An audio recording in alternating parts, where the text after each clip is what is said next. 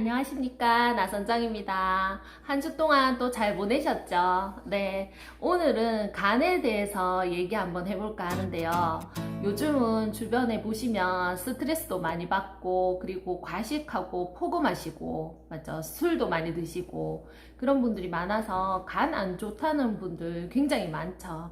그래서 보통 사업하시는 분들한테 막 물을 거예요. 나 간이 안 좋은데 뭐 먹으면 좋아? 라고 물으시면은 밀크시스라고 비군이 좋습니다. 이렇게 얘기하기보다는 간이 정확하게 어떻게 안 좋으신지 수치가 어떤지를 물어보는 게 가장 정확하다고 합니다. 맨 처음에 이제 간 수치 중에 GOT라는 수치가 있어요. 이거는 AST 수치하고 용어가 똑같습니다. 그리고 두 번째로는 GPT 수치가 있거든요. 이거는 ALT 수치하고 똑같고요. 세 번째는 감마 GTP라는 게 있어요. 이거 이제 이렇게 1, 2, 3 세 개가 있는데 GOT 수치에 대해서 먼저 말씀드릴게요. GOT는 탄수화물하고 지방에 관련된 효소를 만들어 내거든요. 아스파라긴산의 분해 효소를 만들어내는 것이 GOT입니다. 40 이하가 되었을 때 정상이거든요. 그런데 주변에 수치가 어때요? 라고 물었을 때 GOT 수치가 40 이상이었을 때는 첫 번째로는 탄수화물하고 지방을 조금 적게 드시는 소식을 하도록 권유해 드리는 게 첫 번째 방법이에요. 그리고 두 번째는 비타민 B5를 많이 드시는 게 좋거든요. 비타민 B1과 B2를 많이 드시는 게 좋습니다. 그리고 세 번째로는 밀크시슬안에 있는 실리마린, 네. 그리고 케르세틴, 이거는 양파 안에 많이 들어있는 성분입니다. 그리고 단델리온, 그리고 투머닌 하는 거는 율금인데요. 예전에 아메에서 나왔던 밀크시슬에는 율금이 들어있다라고 했는데 요즘은 이게 안 들어있대요. 이게 이제 간을 좋게 하는 물질들이고요. 그리고 네 번째로는 단백질을 많이 드셔주시는 게 좋다라고 해요. 그래서 이 단백질을 먹었을 때 중화를 시켜준다고 하거든요. 단백질도 질 좋은 단백질을 얘기하겠죠. 그죠? 그리고 이제 GPT로 넘어가게 되면 이 GPT가 수치 중에 가장 중요한 수치인데 얘 같은 경우는 단백질하고도 연관이 있습니다. 아까 GOT 같은 경우는 탄수화물하고 지방으로 관련이 있다면 GPT는 단백질과 관련이 있는데요. 단백질은 여기서는 많이 먹으면 안 된다라고 하는데 아까 GOT 수치를 낮추는 방법 중에는 단백질을 먹어야 된다라고 했죠. 그거는 B6라는 피리독신이라는 이 성분들을 증가하는 단백질을 먹어야 된다고 합니다. 그래야지 일반 단백질은 소식을 해야 하지만 이 피리독신의 수치는 높아지는 게 이 GPT 수치를 정상화시키는 데 도움을 준다고 하거든요. 얘는 알라닌의 분해 효소가 되고요. 수치가 36 이하가 되었을 때 정상이거든요. 그리고 세 번째로 감마 GTP 같은 경우는 글루타민산의 분해 효소인데요. 술, 항생제, 첨가물 중에는 색소, 향료, 방부제 이런 것들을 이제 많이 안 드셔주시는 얘들하고 관계가 있기 때문입니다. 이거는 수치가 남자하고 여자하고 달라요. 남자는 75 이하였을 때 정상이고요. 여자는 35 이하였을 때 정상입니다. 많이 차이가 나죠? 그리고 얘 같은 경우는 남자는 75 이상 되었을 때, 여자는 35 이상 되었을 때, 알코올성 지방간하고 관련이 있어요. 술을 안 먹어도 알코올성 지방간이 될 수도 있는 경우는, 여기 우리 항생제나 첨가물을 많이 드셔주시게 되면 술을 많이 마시지 않아도 알코올성 지방산과 관련이 있기 때문에 감마 GTP의 수치가 높아진다고 합니다. 그리고 얘는 술하고도 관계가 있잖아요. 소주 한 병을 우리가 먹게 되잖아요. 그러면 몇 시간이 걸리는지 아시나요? 모르시죠? 네, 10시간 걸린다고 합니다. 네. 그 원리는 제가 조금 이따가 다시 설명드릴게요.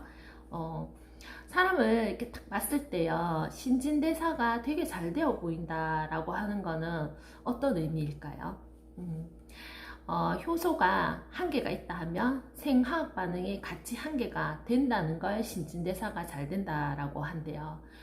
만약에 우리가 탄수화물을 먹게 되면 아밀라아제가 나와서 이거를 분해하는 효소로 쓰이죠.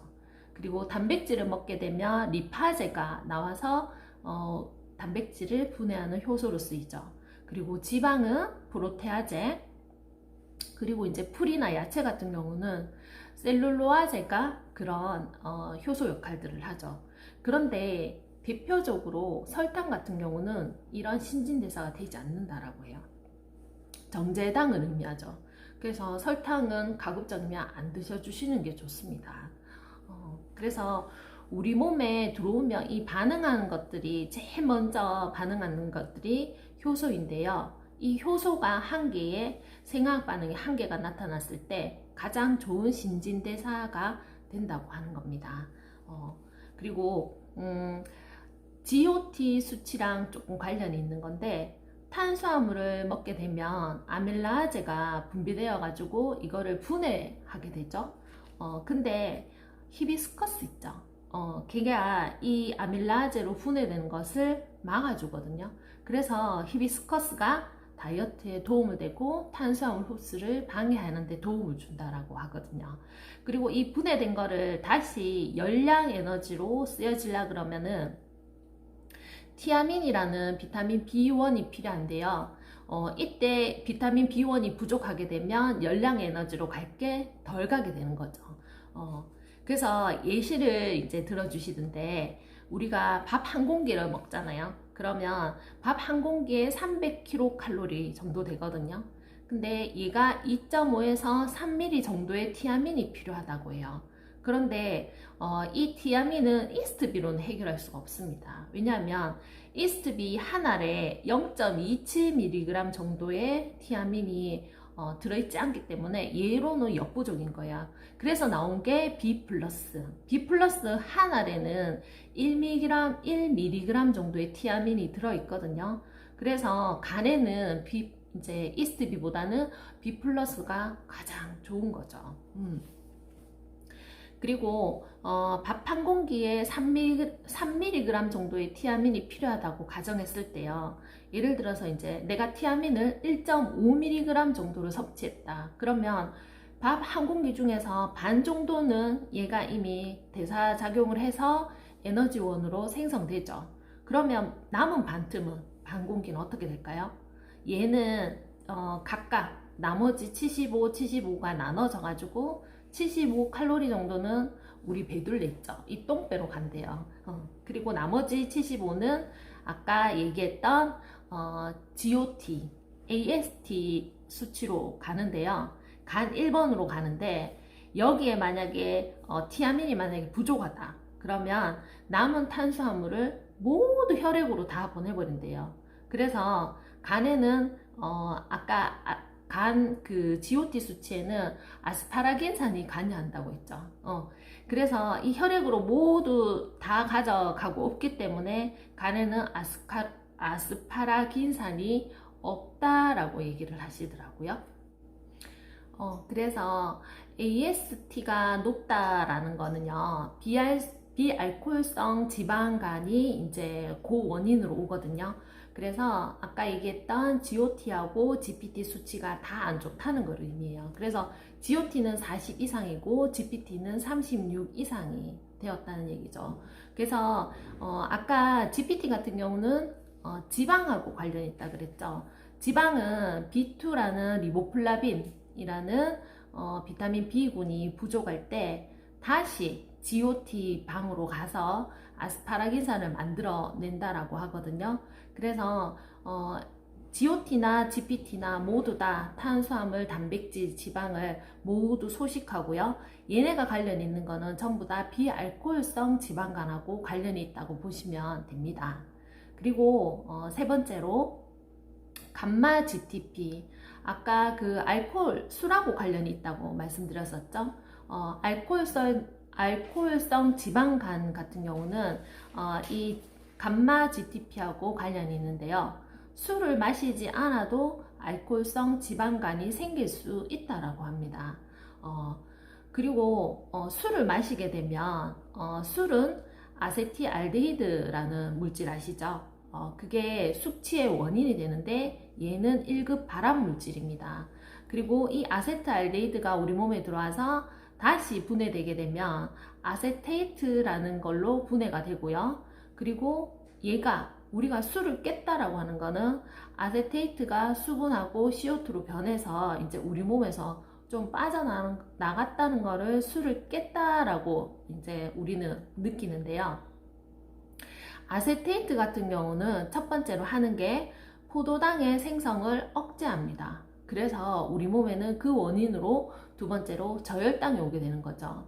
그리고 세 번째로 지방산을 축적하는데요. 그러면 술을 마시게 되면 살이 찐다, 안 찐다? 네, 당연히 찌겠죠. 지방산을 축적하게 되니까. 네, 아세테이트 현상 때문에 그렇다고 합니다. 그러면 술을 만약에 먹었을 때 그날 저녁에는 어떻죠? 그날 저녁에는 막 힘이 나지 않아요? 술 먹은 날은 막 오만 용기가 다 생기면서, 그죠? 그런데 다음 날은 어떻습니까? 일어나게 되면 힘이 없고 막 몸이 가라앉고 무기력해지고 자꾸 자고 싶죠. 그 이유는 다음날 이제 아세테이트가 포도당 생성을 억제해서 술을 깨면서 저혈당 현상이 오기 때문에 내 몸이 자꾸 피곤해 하고 자꾸 눕고 싶은 거죠. 그래서 이제 막 피곤한 느낌이 나기 때문에 술을 깨는데 가장 좋은 방법은 꿀물도 좋고 뭐 초콜릿 드시는 분도 있고 짜장면을 먹는 사람도 있고 여러 방법들이 있지만 가장 좋은 방법은 잠을 자는 것이 가장 좋다라고 합니다. 왜냐하면 아까 얘기했다시피 소주 한 병을 분해하는데 10시간이 걸린다고 했었죠. 간은 찌꺼기를요 언제 청소하냐 하면 우리가 잠자는 시간 동안 청소를 한다고 하거든요. 그래서 만약에 우리가 잠을 2시간 자고 3시간 자고 깨잖아요. 그러면 간이 하던 일을 그냥 버려둔다고 합니다. 그냥 내버려 두고 다시 이제 이 사람 일어났네 라고 인지를 합니다. 그러면 또 자게 되면 또 밀어놨던 그 찌꺼기들을 꺼내서 또 청소를 시작하는 거죠. 그래서 아까 얘기했던 수분하고 CO2가 변하는 그 시간들이 10시간을 걸리니까 소주 한 병을 먹었을 때 10시간을 청소한다고 보시면 돼요. 그래서 우리 몸이 다음날 더 피곤하고 못 일어나는 이유가 그렇고요. 숙취에 가장 좋은 거는 잠이라는 거. 네, 기억하시면 좋을 것 같습니다. 그러면 술을 많이 마시는 사람이 간암에 걸릴 확률이 높을까요? 네, 7% 정도밖에 안 된다고 합니다. 대신 간경화가 오는 경우는 많겠죠. 하지만 바로 간암이 걸리는 경우는 7% 정도밖에 안 되고 나머지 93%가 아까 그랬었죠. 술을 먹어서 무조건 알코올성 지방간이 생기는 거 아니라고 했었죠. 나머지 93%는 탄수화물, 단백질, 지방의 과식 때문인데요. 우리 다 찔리죠. 네. 하지만 이 중에서도 제일 안 좋은 게 단백질이라고 합니다. 알라닌이라는 고기 단백질 때문에 이런 간암에 걸릴 확률들이 훨씬 높아지게 되는 거죠. 그래서 세 번째 감마 GTP가 안 좋을 때는 첫 번째로 우리가 추천해야 하는 방법이 항생제하고 첨가물하고 술 그리고 음식물 첨가물을 줄여라고 얘기를 해야 되는 게 맞고요. 그리고 두 번째로는 비타민C, 의외죠. 간에도 비타민C가 좋다고 하는데요. 이 비타민C가 우리 몸에 들어오게 되면 이런 이제 일련의 찌꺼기들을 중화시켜주는 역할들을 한다고 합니다. 그리고 감마 GTP 같은 경우는 실리마린과 관계 있는데요. 매나 이 실리마린이 재생해독, 재생해주는 역할들을 하기 때문에 실리마린이 좋다고 합니다. 어찌됐든 실리마린이 GOT, GPT 그리고 감마 GPT 모두에 관련하는 게 비타민 B군과 실리마린이라고 할 수 있겠네요. 간암 환자 종종 그래도 조금 자주 많이 보시죠. 우리나라에 간암으로 그러니까 사망하기를 기다리시는 분이라고 표현을 하던데요. 그런 분들이 몇 명이나 되는지 아시나요? 270만 명이라고 합니다. 부산 인구가 270만 정도 되는데요. 부산 인구 정도 된다고 해요. 그래서 간 검사는 주기적으로 하는 게 좋은데, 이 간암 환자가 270만 명이나 되는 데는 그 이유가 B형 간염 보균자가 330만 명이라고 하거든요. 그 330만 명 중에서 80%가 간암으로 사망한다고 합니다. 그래서 간 안 좋으신 분들은 첫 번째로 간 검사를 주기적으로 해야 되는 거죠. 아까 얘기했던 GOT, GPT, 감마 GPT의 수치를 이제 피 검사로 알 수 있으니까 병원에 가서 주기적으로 검사를 해보시고요. 그리고 HBsAg, HBsAg라는 게 좀 알고 계실 필요가 있는데요. 이 HBsAg 같은 경우는 B형 간염의 표면 항체라고 합니다. 그리고 HBsAg 같은 경우는 B형 간염 항원이라고 하는데요. 표면 항체 같은 경우는 파지티브라 그래서 이게 제가 표면 항체는 있는 것이 좋고 표면 항원은 없는 것이 좋은데요. 이게 바뀌어져 있는 사람이 있는 거예요. 항체는 없고 항원만 있는 사람들, 이게 바뀐 사람들을 B형 간염 보균자라고 하는데요. 이런 분들 같은 경우는 일주일에 한 번 정도 검사를 하는 게 좋다고 합니다.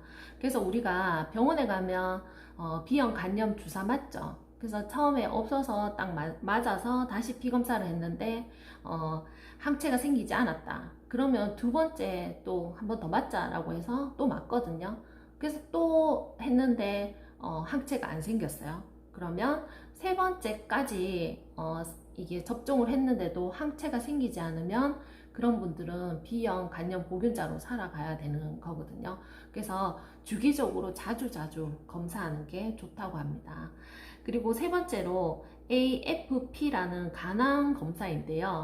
이 수치는 0에서 7까지 있다고 합니다. 그래서 보통 3, 4, 5, 6, 7 다 있다고 하거든요. 그거는 누구나 다 간암의 그 세포를 가지고 있다는 거거든요. 그렇지만 이 수치가 20에서 30 이상 넘어간다 그러면 그런 분들은 간암이라고 보셔야 된답니다.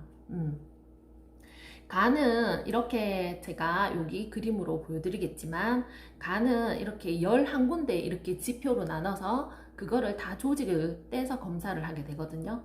그 중에 간이 75%가 살아 있어야지 재생이 가능하다고 하거든요. 근데 내가 만약에 간이 절반이 재생이 불가하다 그러면 절제술을 하고 나머지 부족한 25%는 같은 사람의 간을 간이 조건이 맞는 사람의 간을 내가 나머지 25%를 이식을 받아야 된다고 하거든요. 그래서 성인 한 명이 예를 들어서 뇌사로 해서 사망하게 되면 성인 3명한테 간을 이식해 줄 수 있다고 합니다. 어린아이들 같은 경우는 간이 작기 때문에 5명에게까지 아이 5명까지 이식 가능하다고 하거든요. 그래서 간은 인지 능력 자체가 없다라고 해요. 그래서 이미 내가 너무 안 좋은 것 같고 몸이 이럴 때 병원에 갔을 때 검사했을 때는 이미 75% 이상이 상했을 때 그 증상이 나타나거든요. 그래서 조금 다 이제 잘 관리하도록 해주시고 스트레스 안 받고 평소에 잘 챙겨 드시고 그러면 좋을 것 같고요. 재밌는 얘기 한 가지 해드리자면은요. 아프리카의 선교 단체에서 이제 선교원이 간 거예요. 그런데 이제 가다가 이제 풀밭에 이렇게 가다가 이제 맹독이 와서 다리를 탁 물은 거죠. 그 원주민하고 같이 가고 있었는데, 근데 그 원주민이 아 따가 이러면서 이렇게 그냥 막 가더래요. 근데 이분이 너무 놀래가지고 어떻게 이 독에 물렸는데 빨리 처치를 해야 되지 않냐라고 물었는데 저는 괜찮다고 평소에도 자주 물린다면서 이렇게 얘기를 했다라고 하거든요. 근데 알고 보니까 그 원주민들은 평소에 잘 마시는 차가 있대요. 그게 밀크시슬 안에 들어있는 실리마린이라는 성분이 많이 든 차를 마시고 있어서 항상 내 몸에 그런 성분들이 있기 때문에 그런 독에도 조금 안전하게 약간 그냥 따끔한 정도로만 지나갈 수 있다라고 하거든요. 그래서 실리마린이 그만큼 우리 몸에 좋으니까 잘 챙겨 드시고요. 그리고 간이 안 좋다 하면 어디가 안 좋으신지 정확하게 수치가 어떻게 되시는지를 조금 정확하게 상담을 해드리고요. 그리고 거기에 맞게 만든 처방을 해주시고요. 처방이라 하면 조금 웃기지만 탄수화물, 단백질, 지방을 소식하는 거 첫 번째고요. 그리고 비타민 B1, B2 많이 드셔주시는 거하고 충분한 잠과 휴식, 스트레스 받지 않기를 이렇게 안내해드리면 조금 더 정확한 안내가 되지 않을까 싶고요. 실리마린 좋으니까 많이 챙겨 드시고 저희 제품 중에는 밀크시슬이라는 또 좋은 제품이 있으니까 그런 것도 정확하게 안내해 주시면 좋을 것 같습니다. 네, 오늘도 이렇게 간에 대해서 알려드렸는데요. 주변에 간 안 좋으시거나 많이 피곤해 하시는 분들, 그리고 지방간 있으신 분들도 이런 정보를 많이 알려드려서 이제 좋은 소비자분들도 많이 확보해드리고 정확한 정보 드리시기 바랍니다. 네, 감사합니다. 안녕.